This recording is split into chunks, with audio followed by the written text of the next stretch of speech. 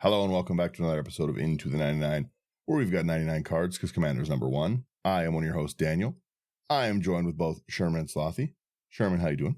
I'm doing pretty good. So, yeah. How about you guys? I'm doing good. It's been a good week. I was playing some Arena. We got some pretty exciting news we'll talk about at the very beginning of the episode. But no, other than that, I'm good. I can legs starting to get a little bit better. Been a busy week. It's been kind of nice. So I'm glad you're doing good. And how are you, Slothy? I am all right. It was gonna try not to swear, but it's been a bit of a week. Bunch of stuff you sent us a bunch of work, pictures about. Yeah. But I'm happy that it's over. Happy to be talking some Magic with my buddies. There we go. That's good to hear. Yeah, you did look like you were having a bit of a time this weekend.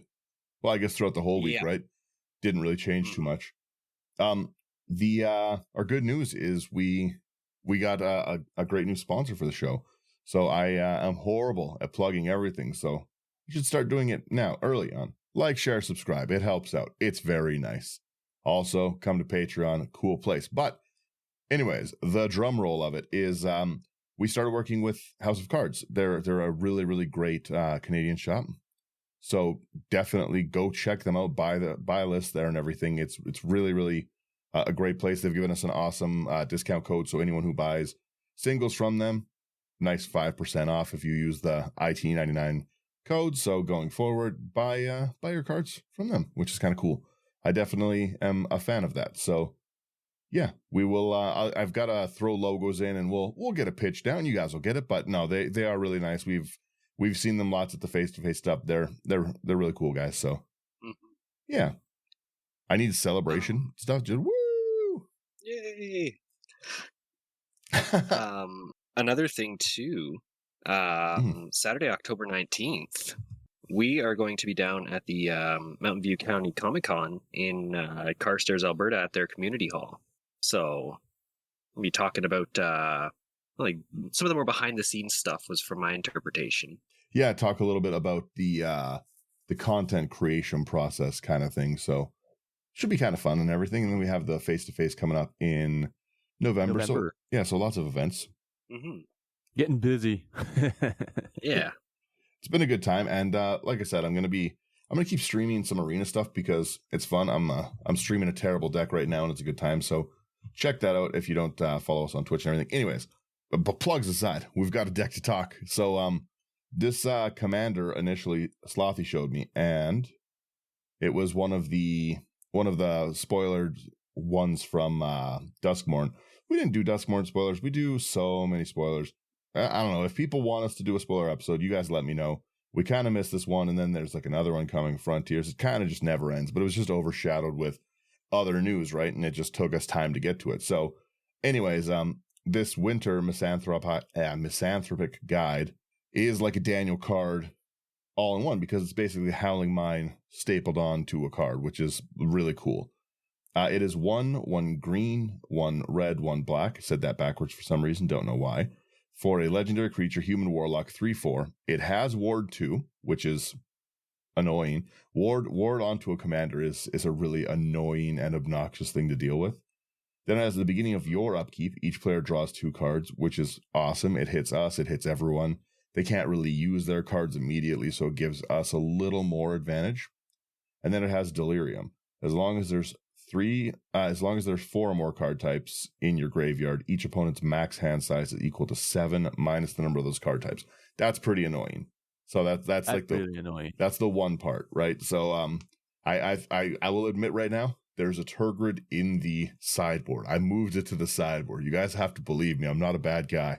It's it's just a cool looking commander, and I made it. The winter's in the name. I said a nice winter is still cold. That's my deck name for it.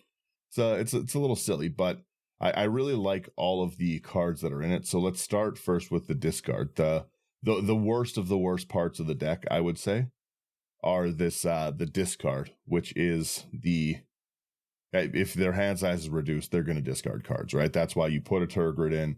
If you don't like your friends, I tried to still like my friends a little. So you guys take our discard pile away, please. Slothy, go ahead. Sure. The first one we've got here, this is the discard benefits. Mm-hmm. Okay.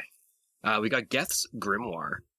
4 mana for an artifact. Whenever an opponent discards a card from his or her hand, you may draw a card. Fair. It's a fun card. It's not us being too mean, right? We're just drawing some extra cards. It's not a big deal. So the next one is really strong in my opinion, but that's Waste Not. For 1 in a black, it's an enchantment. Whenever an opponent discards a creature card, you create a 2/2 black zombie creature token. Whenever an opponent discards a land card, add 2 black to your mana pool. And whenever an opponent discards a non-creature, non-land card, you draw a card. Like I said, I think it is pretty strong, especially when your commander's all about discard. It's really, really easy to make this deck a discard deck because they just naturally discard, right? You're making them draw. But I didn't go discard. It's still it's group hug-ish. It's mostly group hug. You've got to believe me. Sure. You guys have got to believe me on this one. We have a few cards that synergize pretty nicely with us getting extra draw things. So this is our draw synergy section. We start with Joel Rail. I have no idea how to pronounce this. How do you pronounce this, Slothy? Wanvuli, there we go. Recluse. It's 1 and 1 green for a 1/2 human druid. Whenever you draw your second card each turn, you create a 2/2 green cat creature token, that's going to trigger every time our upkeep, which is awesome. It's just passive token generation. But you can pay 4 double green until end of turn. Creatures you control have base power and toughness XX, where X is the number of cards in your hand. That's a great finisher as well. But mostly just the fact that we can protect ourselves with these cats is pretty awesome. Yeah. Then we've got On the Trail. 1 and a green for an enchantment.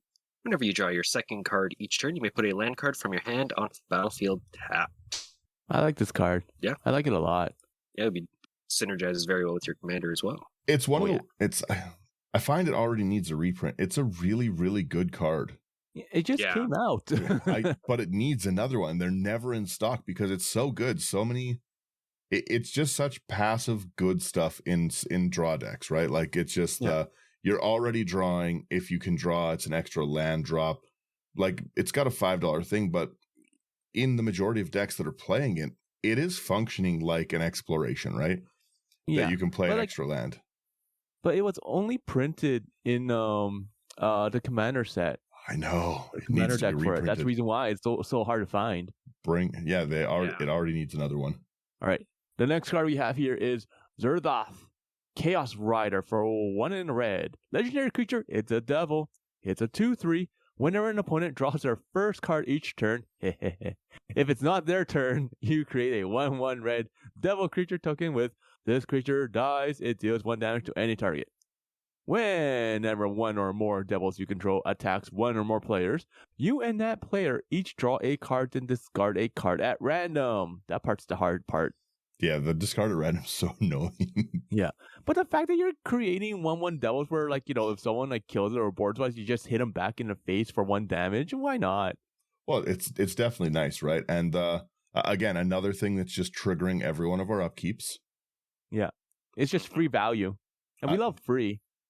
I do like free. I have before we go on, this deck is not the cheapest. It's like $200, $200-ish. I do have a really, really, really budget version of this that I think is like what, $80, $90. Yeah, something like that. So like there's another way to play it. I'll have both of these in the show notes. But I wanted to talk. This is the one I actually built. Minus sans the land base. My land base is a little obnoxious, but I repurposed my Urlock deck. At least it's lands for the moment. So we have our next section is everybody draws, because I'm nothing if not a group hug player at heart. Our commander already causes a draw 2, which is great. We have Burning Inquiry. Each player draws 3 cards, discards 3 at random. This card's so funny because when someone discards the 3 cards that they wanted to keep, they're so salty. It's so funny. It's me every time. Every time I draw anything good, I'm like, I might as well Burning Inquiry it. it's like casting Winds of Change first turn. Everyone's like, oh, like I'll keep this, and then you Winds of Change, and then they draw like another 7. It's like, oh, I have no lands in this hand. What the heck? I am convinced that turn 1 Winds of Change is the most fun play you personally can make in Magic. No one else ever enjoys it. Everyone mulligans and gets a hand, and if you are the first person to go and you drop land Winds of Change, I don't care if I have a Soul Ring, even if I was someone who played Jeweled Lotus was still legal and it was in my opener, I don't care. I'm ripping it off the top. We're going for a new 5 after I do that. It's the not Burning Inquiry, Winds of Change turn 1 is hilarious. Burning Inquiry turn 1 is also really funny because you can really wreck someone's opener. Oh yeah, they discarded lands that they needed. You know what I mean? They think they've got their turn 1 Soul Ring Signet, and you make them throw out like their off-color land. They needed a Soul Ring and a Signet. Hilarious. But yeah, like we like I said, it's so easy to passively do this on our. Even if we've got nothing in hand, our upkeep starts. They draw 2 cards. We play Burning Inquiry. They're up to now 5 cards in hand and have to discard 3. That's really funny. Because it could be like they could be so hopeful that they have something good, and then they just have to toss it out. It's so easy to go into discard, but don't do it, please. Just try it. Try be nice. Slothy, take us away with our next one, please.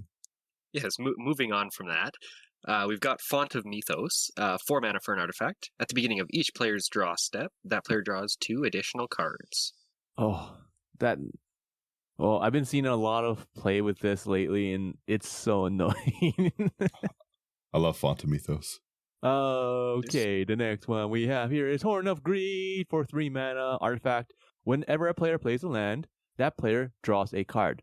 Keyword here is play a land. I've seen people try to get the trigger when they're just throwing down lands from like an ability or something like that. Like, nope, that doesn't count. I wish I could Horn of Greed, cultivate, draw 2 cards.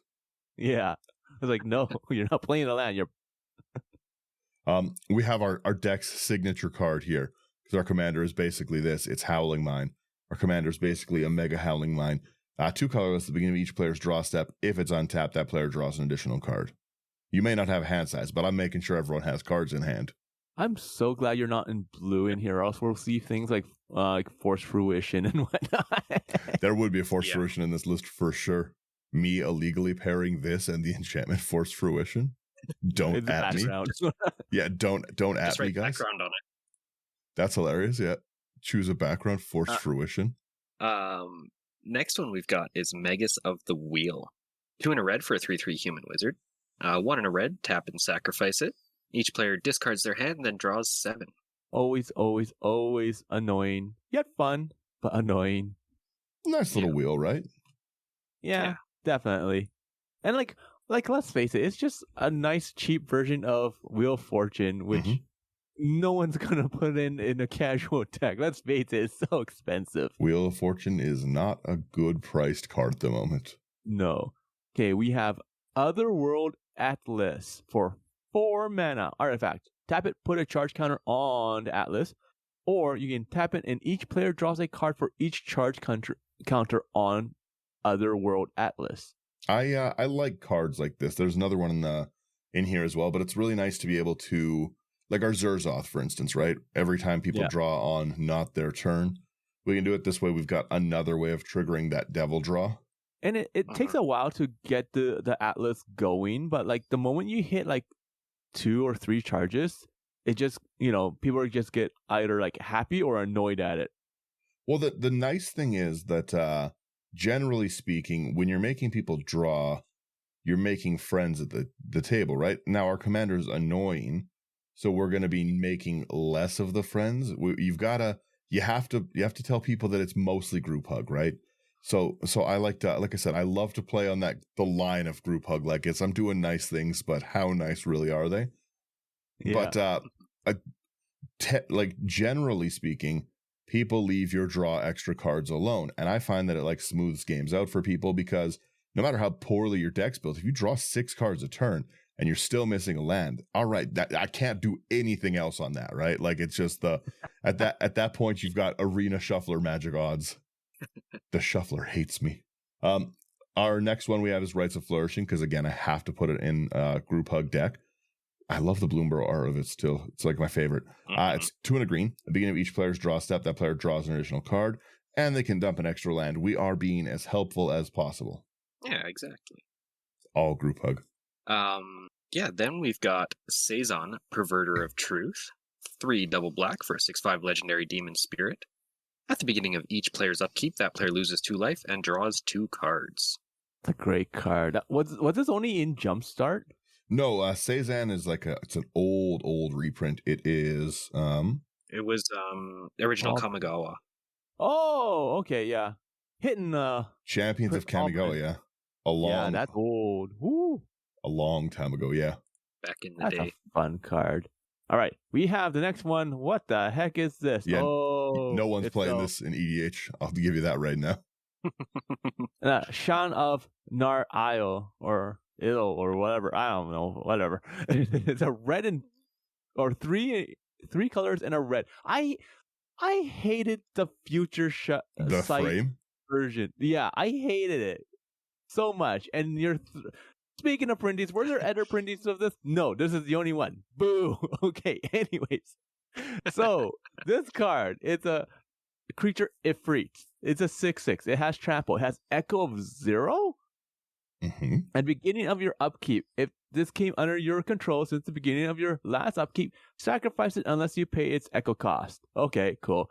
When the Echo cost is paid, each opponent may draw up to 3 cards.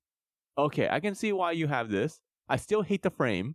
Yeah, I wanted to say a quick aside. I was checking out the Rogue's Passage, their latest video. They jumped on one with us for the extra talk and everything. And at the beginning of it, they put the the new legend frame. They have their name in the new legend frame. Let me tell you right now. I'm stealing it. It's going in the video. It's going to be our new name tag frames. That looks so slick. It looks amazing. I got to steal this idea. They're much more creative than me. And wink, wink. Don't tell them. They'll see. They'll see eventually. But yeah, no, it just it looked so slick. I love the new legend frame personally, like the curve part at the beginning of the cards. I love it. But yeah, the old future sight is it's weird. It's kind of like bad proxies, right? Like it takes you out of the framing of what Magic is, right? Like Magic is also a visual game. I don't know. I wasn't playing when Future Sight came out, so I definitely have different experience, but I love these frames. That's fair. For that exact reason you just said it. It looks kind of like bad proxies, and for some reason I'm just attached to it. You love the profile pictures of That is also a very good point. I was a fan of the profile arts. The only profile art I ever liked. The only one was native. The most hated commander they've put in the deck in ages is the only one I enjoyed. Our next one on our Everybody Draws is Spiteful Visions. It's 2 colorless and then hybrid Rakdos twice. So either 2 black, 1 red, 1 black. You guys get it. It's an enchantment. At the beginning of each player's draw step, they draw an additional card. Awesome. Whenever they draw a card, it deals 1 damage to that player. Don't even worry about that last part.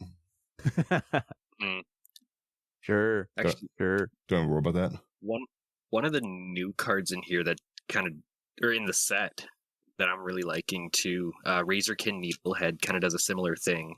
I don't know if you got that in here, but I don't think I do. What does it do? I'm in love with that card. Razorkin Needlehead. It is 2 red for a 2/2 human assassin. It has first strike during your turn, and whenever an opponent draws a card, Razorkin Needlehead deals 1 damage to them. I like that. That's not bad. But it doesn't give them draw, and I must give the people draw. I must share it. I don't want to just give them damage. They want. That's not good group I hug. guess that's a good point. Yeah. Hey, it's group hug. Let them go get a beer sooner. That's true. That is very true. Next up, we've got Stormfist Crusader. Black and a red for a 2/2 human knight with menace. At the beginning of your upkeep, each player draws a card and loses 1 life. There you go. A lot of good draw in my upkeep. I like it. Hey, next card's a fun card. We have a Temple Bell for 3 mana artifact. You tap it and each player draws a card. Yeah, that's actual group hug. That is actual group hug. Right? Why is it $7? It needs a reprint pretty badly. A lot of these group hug, see, the thing is with group hug, it's not really popular enough to get and demand these reprints. And then the one time they've done anything for group hug, they're like, Psychosis Crawler should be in the deck. Hydra. Yeah, in a Colonian Hydra. Yeah, instead of just like how about a Forgotten Ancient? No, put something like Temple Bell in the deck, you animals. Who built this? Or Horn of Greed or something. Like, any of those. Throw a Font of Mythos in it. That's a $16 card. Yeah. You know? It's just it was not the most wonderful pre-con, and I'm definitely not happy still. It needed to be We're not going to give you Temple Belt. Yeah. We will give you poison counters though. Yeah. What if we help you guys kill with? Yeah. It was a lot. We have our next section, which is for when they want revenge, because they will. They are gonna, no matter how hard we group hug, that last ability of discarding. Yeah, discarding is that one nice thing we can do. We could run Bojuka Bog and get our own graveyard to get back into favor with people, but we could also not. We could also just. I'm just a little guy. Don't at me. That's why you always play Graveyard Hate. Always. It's true. Yeah.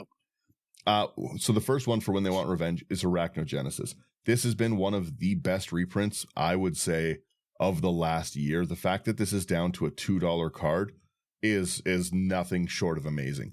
Arachnogenesis it's so good and should have seen so much play, but it was so expensive, so hard to find. It's like the best fog. It's 2 and a green. You create X 1/2 green spider creature tokens with reach, where X is the number of creatures attacking you. Prevent all combat damage that will be dealt this turn by non-spider creatures. It's so nice because if you swing out at me with, like, let's say like a 10/10 and then 10/1/1s, and I get to put in 11 spiders, I don't have to block because the spiders are the ones dealing combat damage. You already don't get the combat damage. So I can still blow your 10/10 off the board with this spider. Like, it's just the fact that they're 1/2 so they can absorb more trample. I love this card. I think everything about it is good. And if they ever get first strike, that is true. Or with Death Touch or whatever, like that's even. Yeah, it's just so stupid. It's like I said, it's one of my favorite ones. I've got to, at this price now that I see that they're so cheap, I've got to go pick up like a stack of them because it just got so many decks that run like at $2. That's a pretty budget piece, right? Like nothing. It's not the most budget, but for any like fog deck. I was going to say for budget decks, and I was going to be like, if you're playing Angus Mackenzie, a simple budget Angus Mackenzie deck, your commander's $500. Yeah, I'm a little out of touch. Next one we've got here is Crawl Space. 3 mana for an artifact. No more than 2 creatures can attack you each combat. Fantastic. I quite like this card. Yeah. Mm-hmm. We have your nice old classic OG Fog for 1 green. Instant. Prevent all combat damage that would be dealt this turn. I like that one. Obscuring Haze would be great in the list too, but I just don't have any more Obscuring Hazes. The free fog, it's nice. Yeah. I'm sure it's cheap too because they've just reprinted it. I really like this next little section in this for They Want Revenge. The first one is Hissing Miasma. 1 double black. Whenever a creature attacks you, its controller loses a life. Token players, get out of here. Yeah. Then there's Marchesa's Decree. 3 and a black for an enchantment. When it enters the battlefield, you become the monarch. Whenever a creature attacks you or a planeswalker you control, that creature's controller loses 1 life. Mm-hmm. Introducing the monarch, that's always fun. Some more card draw. I think the budget version of this deck has more monarch stuff in it in the court cards, but all the court cards are really good. Most of the stuff that I cut out of the list was things that let me play other people's cards, like for when I was building it, like I think it's like Court of Cunning, Cunning Rhetoric, those kind of things. Yeah. I had Plargan Nasari in the original list, like so exile cards, and then I can play people's cards. That's also a fun direction to go, but I didn't think it went with the theme. Yeah, the theme of trying to kind of be group huggish. Fair enough. Yeah.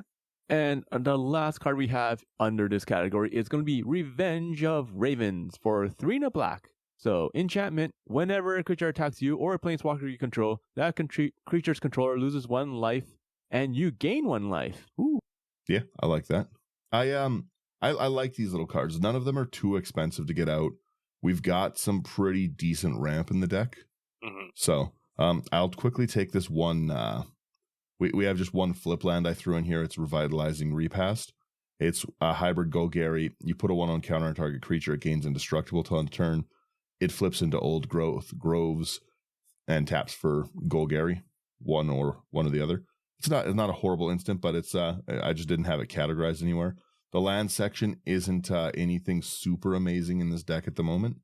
A Field of Ruin I think is necessary because not only is it group hug, kind of, but you do have to put in a little bit of land destruction. As we talk more and more brackets and we see things like an Armageddon in a bracket 4, right? It kind of does deserve to be there because people don't like having their lands destroyed. But that unwritten rule has led to a lot of feel bad moments when I have just a powerful piece of land out, right? Like there's just lands that need to go. Sometimes like a deck is playing Urborg, Cabal Coffers. Sometimes it's like got the Yavi Maya out doing the shenanigans with forests, kind of whatever, right? Yeah. Sometimes things have to go. So the fact that you can pay 2, sack it, destroy non-basic land an opponent controls, each player searches their library for a basic, puts it on the battlefield tapped. It kind of helps everyone. Field of Ruin should be in basically every deck. Like I think it's just a card I have to start auto including in decks for me now. Oh yeah. Mm-hmm. Like I just don't, because I don't really play much removal, right? So having at least another kind of piece of removal on a land is not bad. And then obviously we have a Reliquary Tower because we're in a draw deck. Yeah. All right. Fair. Let me get into one of my favorite categories in it. It's called Making Friends. Our Making Friends category is very cheap. It's only $23, $23 to make some friends. Who doesn't want to? We started off, I'll take us away and we'll keep our nice same order. It's Bold Weir Heavyweights, 2 and double red for an 8/8. That's great stats. It's got trample. It has a bit of a downside to us, but not if we're group hugging. When it comes into play, each opponent can search his or her library for a creature card, put it into play, then each player who does shuffles. That's dangerous. That's pretty cool though, right? It's cool. Yeah, I'm just saying, it's pretty cool. It'll accelerate the game. I'll be the first to say that. Like, yeah, here Shieldred. Mom. What kind of animals am I playing with? Someone's grabbing a Chroma Sholdred. Someone brings out the new Olamog. Ginger Taxes. Ginger Taxes. No one has hand sizes. This is a team game. Oh wow, we have bad friends. This is the Making Friends section. I love it. Go fetch. If somebody fetched Ginger Taxes off this, I would actually cry laughing. That's really good. Next up here, we've got the Borderland Explorer. 1 green for a 3/1 Elf Scout. When Borderland Explorer enters the battlefield, each player may discard a card. Each player who discarded a card this way may search their library for a basic land card, reveal it, put it into their hand, and then shuffle their library. Kind of on theme with our discard thing. Yeah. Nice. Yeah. We have the next card here is Heartbeat of Spring for 2 and a green. Enchantment. Whenever a player taps a land for mana, that player adds 1 mana of any type that land produces. Hey, it's not a bad price. They're only $3.50. Yeah, it's really come down in price. It's you're annoying if you're making people draw and discard constantly. It's pretty annoying. But if they don't have to, here's my thing. I don't care if the table's hellbent. I don't play instants. That's not for me. So if you guys want to play all your stuff before you have to discard it, that's fine with me. I'm fine to help everyone have that. I just don't like people playing things on my turn. It's not our turn. It's my turn. Stop playing instants on. It is only our turn when it is your turn. Yeah. Not when it is my turn. It's our turn in the Turgor deck. That is actually one of the ways you can make be political, because like a lot of people, they don't like to discard when they can cast things from their hand, right? Mm-hmm. So, and sometimes that includes removal. Yeah, true. So it's like, what are we going to remove? Oh, you're creating enemies now. I'm just trying to help the table here, okay? You guys remove that on your own. You could have discarded it. On the real. Having a deck like this is fun because sometimes it's nice to just rip through a fast game. Sometimes you don't have a lot of time. Sometimes you're waiting for another person to get there and you want a quick game. Sometimes you and your Magic friends are just waiting for a pizza to show up or something, right? And you want to a quick game before it comes. It's nice to have a game that you can kind of rip through, and when everyone's got like 20, 30 mana, everyone's drawing 6 cards a turn like that. That is like where like silly EDH things happened. Like, for example, somebody tutoring out a Ginger Taxis and making no one have hand size. If I can't have it, no one can have it. Right? So I do like the mana acceleration aspect. We have Helm of Awakening next. It is a artifact for 2 mana. Spells just cost 1 less to cast. That is just raw, lovely group hug. And for all the talk of all the annoying things you could do turn 1 with a mana crypt or a soul ring or anything, Helm of Awakening wouldn't be that bad, would it? Huh? Yeah. Then, sorry? I was just saying, I really like Helm of Awakening. You don't really see it as much either. Yeah, true. Next up, we've got the Hired Giant. 3 and a red for a 4/4 giant. When it comes into play, each other player may search their library for a land card, put it into play, and then shuffle their library. Really good. Secret red too. giant sub-theme. Yeah. Well, the nice thing too is that this goes and grabs any land, which is a really cool tutor for your opponents, and it doesn't say tapped. True. Yeah, true. Right? True. So like Reliquary Tower. Yeah, right. Well, exactly. A Reliquary Tower is great. Then there's no downside to my deck. You've got to believe me, guys. Rewind the episode when we get to the next section. Rewind it and just remember there's no downside. But remember, with Winter, it comes down to time stamping, right? So if Winter's out and then you bring out the Reliquary Tower, you don't have to worry about a discard. But if you have the Reliquary Tower out and then you cast Winter, then everyone still has to discard. No, you'd still be fine because your hand size is still. That's literally in the rules. I had to look this up for a friend. It is actually time stamped. Because it's the same with it's the same with Ginger Taxis, because like if your hand size is reduced by 7 but you have no maximum hand size, it doesn't matter because you still like I'm serious. I looked this up like 2 days ago for a friend because we were talking about it. It is time stamped. I am positive it's not. If you have the Reliquary Tower out first and then Winter comes out, then you have to discard down to hand size. If Winter's out and then you bring out Reliquary Tower, it's not time stamped. Let me look at this here.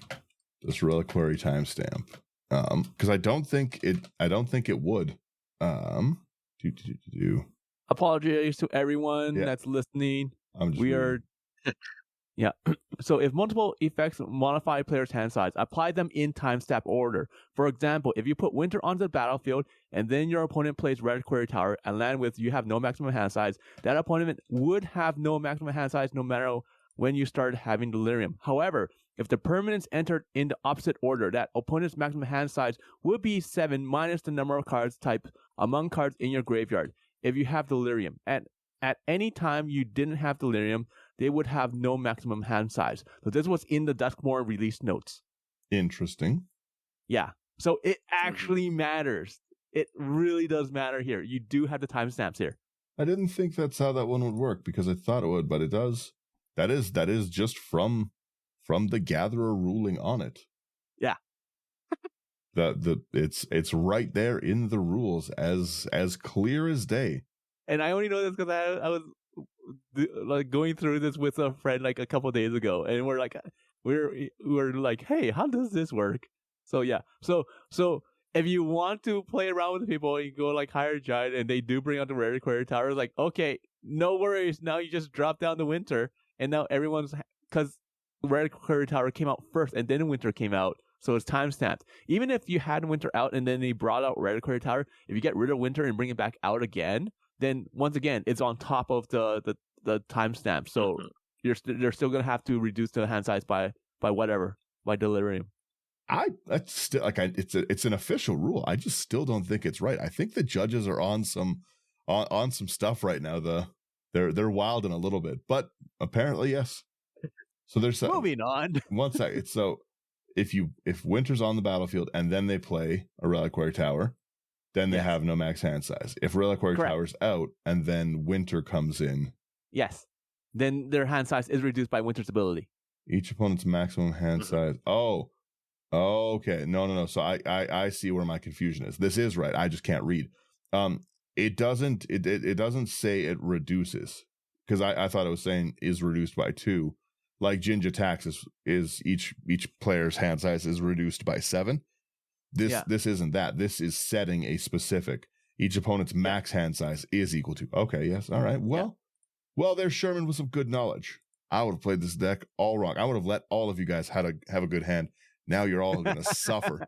I just made it worse for everyone. I'm sorry here. But you know what? At the same time, we always have people leaving comments saying like, no, here's the ruling for this. Or like with the classes and everything, we don't have ad counters. They're just leveling up. Well, that is a good piece of knowledge, right? And it is an interesting thing. Especially like how the wording is, right? It's so fun that like such specific wording can matter like so fundamentally in this game, right? Because again, had it said the word reduce anywhere, then it would have been that, but it doesn't say that. It's a check, right? I like it. All right. Mm-hmm. We spent enough time on that. Let's move on here. Hey, it's always fun when I'm wrong, and it's often that I'm wrong, so it's always fun. I like it. All right. Next card we have here is going to be a Mana Flare for 2 in a red. It's an enchantment. Whenever another player taps a land for mana, it produces 1 additional mana of the same type. Nice little power ramp.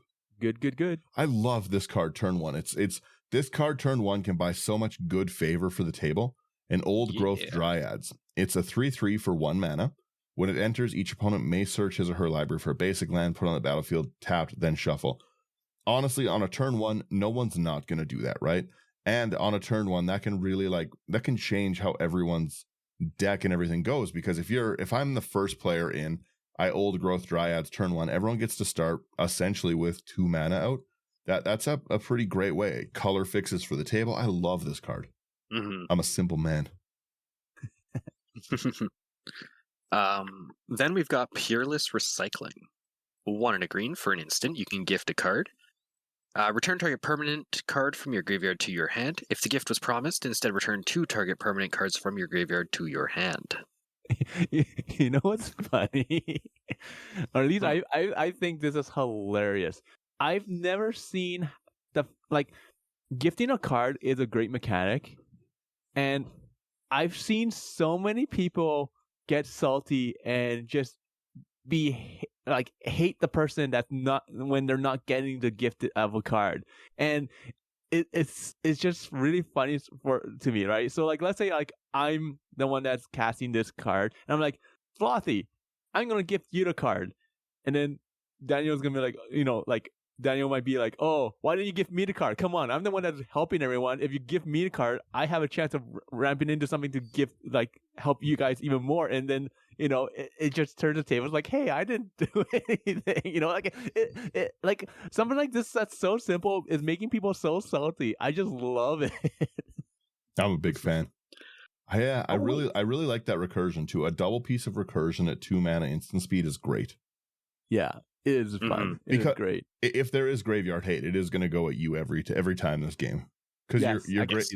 Even if you're not normally speaking, right? Like if you're playing from the graveyard, people tend to sort of leave you alone, but your graveyard's actively annoying everyone at the table in this, so you're getting Bajuka bogged if you can. Mm-hmm. Okay, next card here we have Pier's Whim for green sorcery. For each player, choose friend or foe. Each friend searches their library for a land card, puts it onto the battlefield, taps, then shuffles their library. Each foe sacrifices an artifact or enchantment they control. I like it. Good card. Fun card. It's nice too. Again, it's any land, which is great. Yeah. We have a weird card that you never see and that has horrifying artwork. It's Soul Devi Sentry. It's 1 mana for a 1/1. You can pay 1, regenerate. Target opponent may draw a card. It doesn't have to be destroyed to regenerate. Regenerate is technically just a shield that says the next time it would be destroyed, instead tap it. So it's kind of nice that you can dump mana into this if you have extra mana before your turn starts and say, hey, Sherman, I'm going to dump 6 mana in it. Do you want to draw a card? Do you want to draw a card? Do you want to draw a card? Is that true? I thought you can only regenerate something when it's on the brink of death. Nope. It's regenerate acts as a shield. I do know that one. Let me see where it's MTG rules today. So it says regenerate is a former evergreen keyword until it's removed from its set. It's a replacement effect, which means the next time this permanent would be destroyed this turn, it isn't. Instead, tap it, remove all damage from it, and remove it from combat. So you can just stack that as a shield as much as you'd like. Kind of fun little piece of trivia. Let's see here. Because each time you drain yourself, if it leaves battles, you're still working. I have to look that up because I always thought you had to. No, because it's a replacement effect, so it has to be there before a destroy would happen, and it's really fun. So if you have anything like asceticism is a card that's really used a lot, right? If you have any cards that are just like every time this is targeted with an ability, then you can just constantly slam that regenerate on. But it's regenerate is just a shield, and you can put it on as many times as you'd like. Yeah, you can. Yeah, there's no limit to how many times you can use regeneration. Yeah, but I'm thinking it would have to be dying before you can regenerate it, and then after that you can use it many times. But I'll look that up. That's interesting. But let's carry on for now. No, like for sure on that one, because like I said, there's a certain deck I use that is every time you target an ability, and it's the regenerate. It's that stupid samurai thing. Yeah, and I spam that ability for a combo. But yeah, it's I think it's a weird card, and again, like I said, it is horrifying artwork. It is just like Karn if Karn was a nightmare. This is how I looked at my boss after he told me what was going on at work this week. Yeah, I can see that. When they ask if you can come in on Saturday, let me just pop that up big.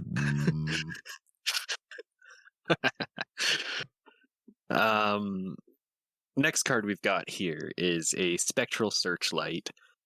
3 mana for an artifact. Tap and choose a player. That player adds 1 mana of any color they choose. I like that card as a group hug card. It's very it's very nice group hug that makes everyone happy because you can help people out. Yeah, it's a baseline 3 mana rock, which we like, but then you get the added benefit of being able to gain favor. I've been having a ton of fun with the 3 mana rocks, the 2 mana rocks, like I've just been jamming so many like fire diamond, that kind of stuff into decks lately. And 3 mana rocks, the same thing. I've been doing that too. Yeah. I mean, okay. Next card we have here is going to be Tempt with Discovery for 3 and a green. Sorcery. Has a tempting offer. Search your library for a land card and put it on the battlefield. Each opponent may search their library for a land card and put it on the battlefield. For each opponent who searches their library this way, search yours for a land card as well. Then each player who searches their library this way shuffles it. So, great card. Great card. Again, in any land search, which is nice. For us, we're probably going to just grab that Reliquary Tower. That's what we want to search every time. That's like the only real important land in the actual deck. Yeah. We have a Tempt with Mayhem, which is a card I've actually had just a blast playing lately.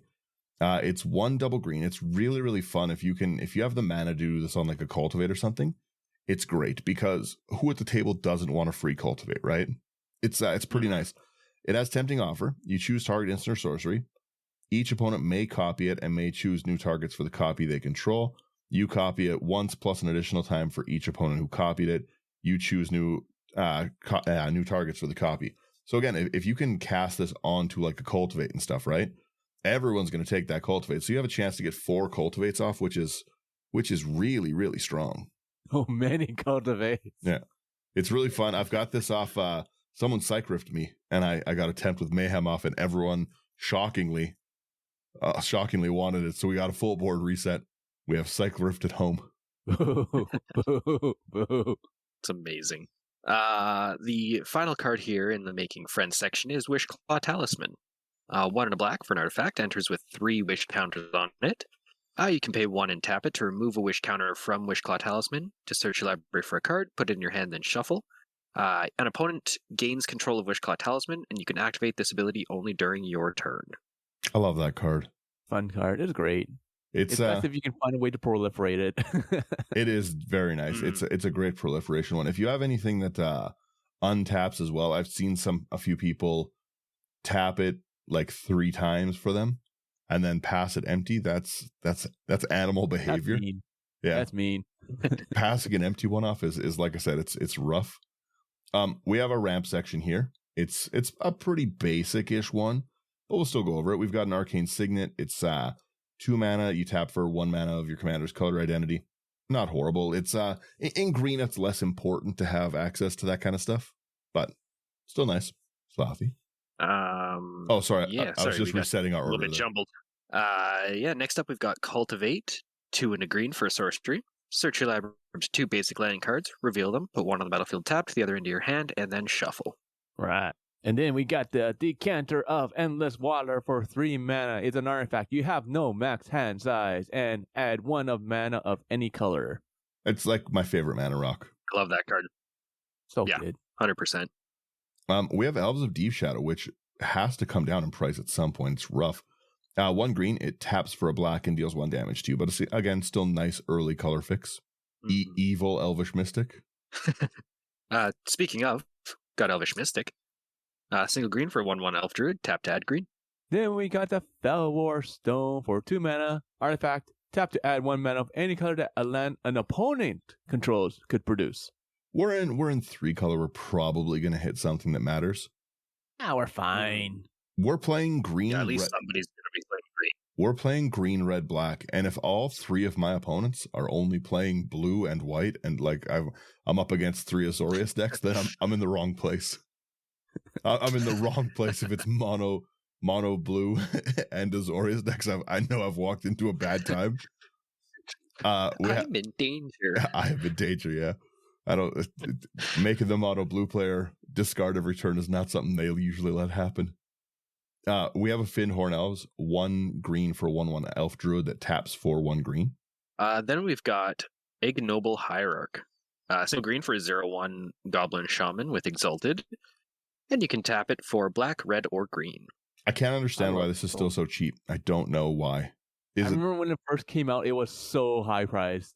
But is it just that like people don't play Jund? Like the banned version is always so expensive. Like, yeah, people just don't play Jund. Plus, like the banned one is because it's a human as well. Oh, okay, yeah. So yeah. So this one's Goblin Shaman. It's also such like for like a 5 color deck or like again something like this a 3 color. It's such a good 1-drop. Yeah, absolutely. I'm keeping any opener that has Ignoble. The next one we have here is going to be your classic Llanowar Elves for 1 green Elf Druid creature 1/1 tap to add green. Getting a nice reprint soon. And then we've got our Mind Stone for a nice, just cheap early. We want our commander out as fast as possible. So we want to be able to hit these like early 2-drop rocks or the early ramp like the Llanowars. So we have a Mind Stone. It's 2 mana. You tap for 1 colorless, or you can pay 1, sack it, draw a card, which is great late game. Yeah. Then we've got our classic Soul Ring. I love the Duskmourn art for Soul Ring. 1 mana, tap it for 2. It's specifically I chose this one for this deck because of its flavor text. If you want to take that. Yeah. I'm not saying I'm sure it's a trap. I'm just saying it wasn't there yesterday, and I'm pretty sure I heard it whisper my name. If you're so curious, you touch it. Yeah, from Angus. Such a great quote. I love it. Just I'm not saying I'm sure it's a trap. That's this deck. It's not a trap. You gotta trust me. Yeah, trust me. All right, we got the Talisman of Indulgence for 2 mana. Artifact, tap for your colors, or you can tap it for a black or a red, and if you do, it deals 1 damage to you. That 1 damage just doesn't matter in Commander. No. We have as well a Talisman of Resilience. It's a 2 mana artifact. Taps for colorless or taps for a green or black and 1 damage to you. And the final ramp card we've got here is the Samurai Starfish himself, Thought Vessel. 2 mana, you have no max hand size, and taps for colorless. Once you see that it's a Samurai Starfish, you can't unsee it ever. Yes, you pointed this out to me like 2 years ago. It's ruined the card and that's for all me. I see now. Yeah. It just looks so silly. 100%. I can't even see what else it might be. To me, that's just what it is. Yeah. I love it so much. I'll let Sherman start our I think this is our final section here. Shady group hug.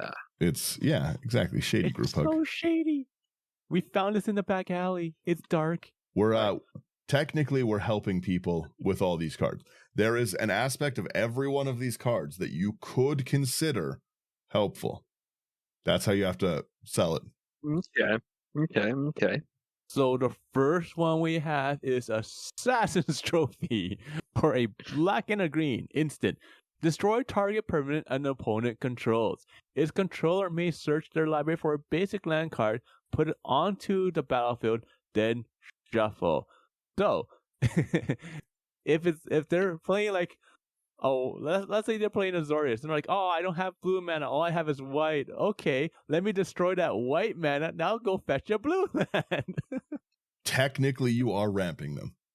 I'm just saying from a technical standpoint, you are ramping. Ramping someone else is a group hug play. From a technical standpoint, sure, they don't have their commander, but they do have a land. We have ramped them. That is true. Sure. We've 50% of Golosed them because they can only get a basic land. Oh yeah, I guess it's my turn. We have a Barb Flare Gremlin, 3 and a red. First strike haste, 3/2. Whenever a player taps a land for mana, if Barb Flare is tapped, that player adds 1 mana of any type that land produced. Then that land deals 1 damage to that player. So it's kind of a weird thing because you have to keep it tapped to keep this going. But it's pretty easy to say like, hey, I'll make it so you have extra mana. Just take this 3 damage. But then you also have to take the damage for the land, so it's a little harder to politic. But it seems like a fun card in theory. Mm-hmm. Interesting card. I really like its design. Huh. The next one we've got is Belby, Corrupted Observer. Black and a green for a 2/2 legendary zombie elf. At the beginning of each player's post-combat main phase, that player adds 2 colorless for each of your opponents that lost life this turn. I can see why Kinda, shady group hug. It's technically still group hug. Like, you have to lose life first. Oh, man. Yeah. Well, technically someone else has to lose life first. Yeah, okay, fair. Actually, not even. At the beginning of each player's post-combat main phase, they add 2 for each opponent who lost life this turn. So if they damage themselves, That's true. If they do a little hurting themselves with the Barb Flare, they can get that extra mana. That's true. mm-hmm. Yeah. I'm not hurting others. They're hurting others. Stop hitting yourself and each other. The next card we have here is going to be a Chaos War for 2 in red. Instant. Owner of the target permanent shuffles it into their library, then reveals the top card of their library. And if it's a permanent card, it comes into the battlefield. Yep, I love it. Though I've in 2 separate games now, Chaos Warped something and had to come back out, and I don't like that. Yeah, I've had that happen twice before. It's made me sad. We have Descendant to Avernus, which is again creeping up there in price, but I really like it. It's 2 in a red at the beginning of your upkeep, which is when everyone draws anyways. You put 2 descent counters on it, then each player creates X treasure tokens and deals X damage to each player, where X is the number of counters on it. So again, we're ramping everyone, we're damaging everyone. It's shady group hug. True. And again, the fact that it starts at 2 treasure and 2 damage is crazy, and then 4 and 4, it's a lot. It's a lot of damage. Mm-hmm. I die to this one all the time. Yeah, it definitely gets up there real quick. Next one we've got here is Druid of Purification.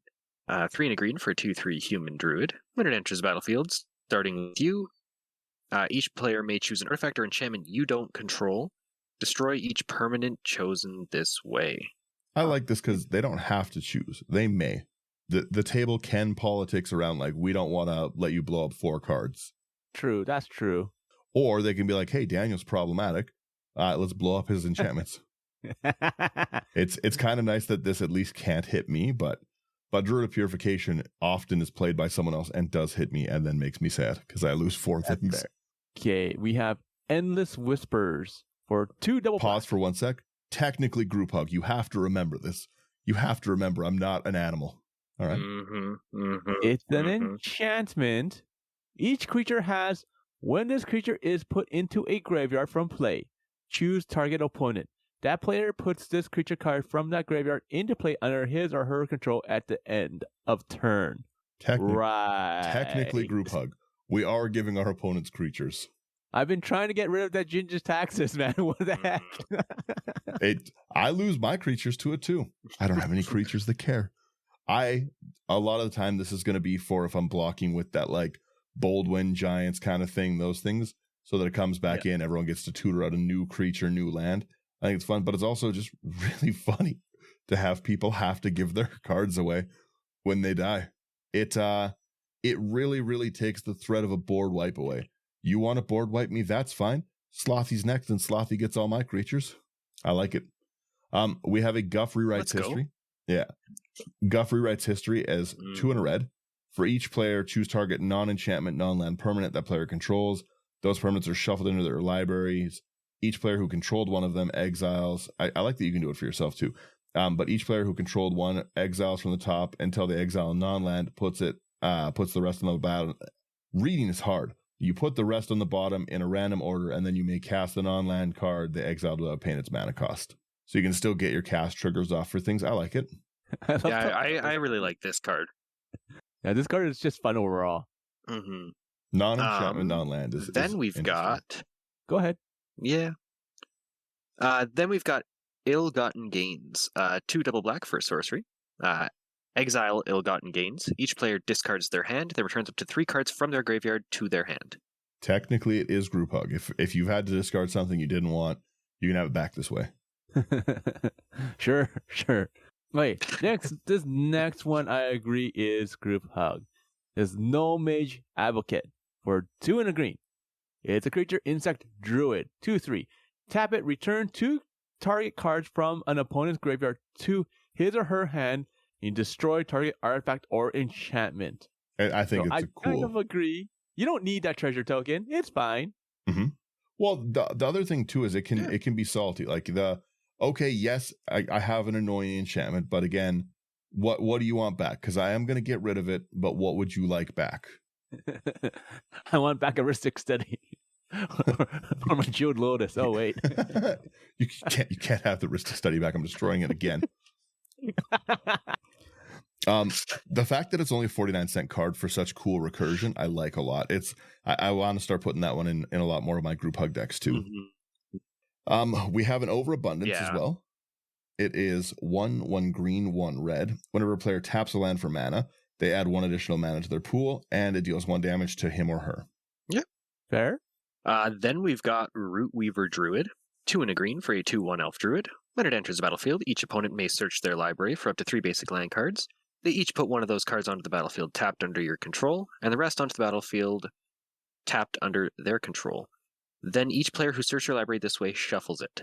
This is such a brutal card. Mm-hmm. Well, the fact, again, I will get 1 of your lands, but trading 1 for 2 is not bad. If everyone does it, I get 3, and everyone's up 2 lands still. 2 lands, color fixes, nearly all decks. I need to put this in my Smeagol deck. Oh, I really like that. Yeah, because you're already taking lands anyways, right? Yeah, and I'm always calculating everyone. People get so annoyed because I'm like, how many cards do you have in your hand? How many lands do you have? And they're like, why do you ask? I'm like, I'm playing Smeagol. I need to calculate this. The chances of you having 33, 34, or 35 lands. Yeah. I need to factor that in. I need to know what my odds are of hitting more lands. Please. Yeah. Mm-hmm. Okay. We have Scheming Symmetry for a single black. Sorcery. Choose 2 target players. Each of them searches their library for a card, then shuffles their library and puts that card on the top. Yeah. I love that card. Tutor for everyone. Yeah. Mm-hmm. Yeah. We have Wear Down's another of my favorite cards that has come out lately. It's 1 in a green. We have the ability to gift a card, which is Group Hug, and we destroy target artifact or enchantment if the gift is promised, which it always will be. We're going to destroy 2 target artifacts and or enchantments. That I just love that cost. That giving a card draw away is nothing to destroy 2 problem enchantments. Mm-hmm. It's removal so good even I run it. The final card we've got here is Wild Magic Surge. Double red for an instant. Destroy target permanent and opponent controls. Its controller reveals cards from the top of their library until they reveal a permanent card that shares a card type with that permanent. They put that card on the battlefield and the rest on the bottom of their library in a random order. Pretty good. Yeah. It is nice that this was locked to an opponent control, so you can't do silly combos and destroy 1 creature to go get the other. Yeah. I have a really small maybe board section. You guys can see it in the video. There's a few things like Dark Deal is just kind of a wheel with 1 less card. There was a few cards in it that are interesting that are in more of the budget list, like Fateful Handoff is very fun. 3 and a black, you draw cards equal to the mana value of target artifact or creature you control. an opponent gains control of it. We want things like the Font of Mythos out anyways. It doesn't matter who controls it. So being able to just pass it off and draw another 4 cards is good. Heartwood Storyteller is going to be good in any kind of EDH setting because so many people play non-creature spells right now. That's so true. Infernal Genesis didn't make the cut because it's too annoying at the upkeep, I think. Having to draw 2 and then mill and then get the minions, those minions are just going to get swung at you. But if you want to go a bit more of like an angry route, it's pretty good. Infernal Offering's another great one to make friends, where you can get more card draw, more recursion depending on it. Casual was a great it's just a great way to stop people attacking you because of it's like ogre creation, but I again just didn't have the amount for it. Turgrid's in the list for obvious reasons, but I had to take it out. It just seemed too salty, but even when I was putting it together, so maybe I'll run a few test games with it in and see if I like it. But Turgrid's one of those cards I've never seen anyone enjoy playing. You know, like, what's next? I add Toxrill and pretend it doesn't have blue. No. And then the last one is it's just a cool ramp card that I don't see played too often. I had an extra one sitting around, but again, it just didn't make the final list. But it's Travel Through Carteris, 5 and a green. It has Council's Dilemma. Starting with you, each player votes for Redhorn Pass or Mines of Moria. Redhorn Pass votes, you search your library for a basic land, put it on the battlefield tapped. And if you search your library this way, shuffle. And then for each Moria vote, you return a card from your graveyard to your hand. Just nice recursion option, nice ramp option. But again, it just was a little too expensive for this deck. So I've got another one that it's going to go into. But yeah, that's my maybe board. And then the budget version is not, I wouldn't say it's too different, but it's got some other like cheaper kind of pieces. Like you guys can see that in the show notes. Both of them will be there and stuff. But yeah, what do you guys think of this one? Slothy, go ahead. Yeah, I really enjoyed it. I've been quite into this sort of style that you've had recently, like the group hug. Yeah. And yeah, watching the live stream revealing more, and this was one of the first cards they spoiled, and immediately was like, this is for Dan. Yeah, you said they made this the morning of for you. Yeah.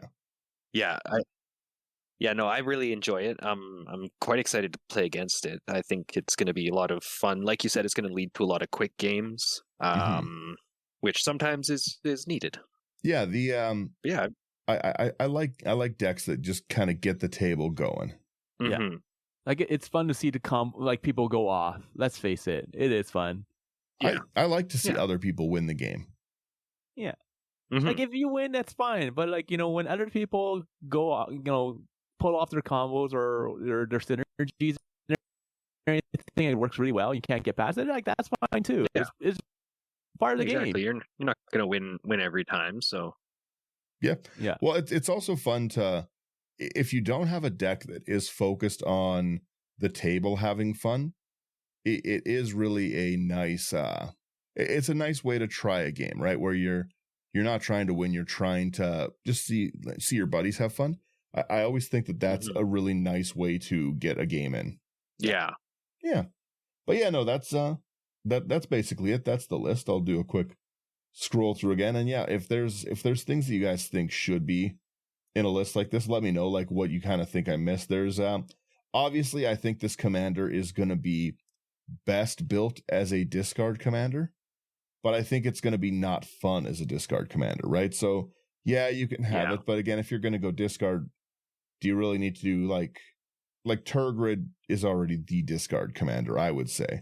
So it's nice that you have green, you have access to the ramp, the extra draw, but I still think that out of everything, if you're going to build the discard deck, it's going to be Turgrid or Mono Black. This this seems more fun to me to make things play it, but again, I want to hear like how other people build it and everything like that. I'm happy to end it there. Let me use my button. There we go. Let me know how you guys would build something like this. I do want to see more and more decks. I always love seeing other people's versions of things because people build so differently. If you like any of these cards, obviously go over to House of Cards and set use the promo code IT99, get a discount. That's 5% off all your singles, which is great. It's a great discount. So go over there, do that. You can support them, support the show. It's really good. If you like what we're doing, like, share, subscribe. Always reach out, let us know and stuff. It's fun. Check out the arena streams when I'm doing the arena streams. Come over on Patreon and stuff. We've been doing a lot of deck building, lots of conversations about deck building stuff. So it's a great way to go above and beyond the initial like, share, subscribe. Tell your friends to come see my silly lists. You guys get it. It's nice. It's nice when people do it because you can see the different brew styles of people actually putting removal in, like Sherman and Slothy. People just playing all gasoline like me. Like it's fun. And yeah, that's pretty much it. Thank you guys so much for being here. You can go to our website, intothe99.com. Come check us out at those live dates we talked about a little bit earlier. I'll make a little slide for them so that we can pop them into the video for the next one. But yeah, that's basically it. That's the gist of it. Thank you guys for listening to the list. That's it. Yep. And yeah, thanks for everyone. And like, if there's anything overpriced here that you can't afford, go check out Abyss Proxy Shot, and check out their sleeves for AI armor. They're fantastic. Yeah. How can I forget the AI armor sleeves? Those sleeves are the best. Buy those sleeves always. I put every deck in them right now. Yes. Dragon Shield #1 doesn't have enough colors, but that's it. That's it for now. AI armor sleeves rocks. All right, laters. All right. See you later.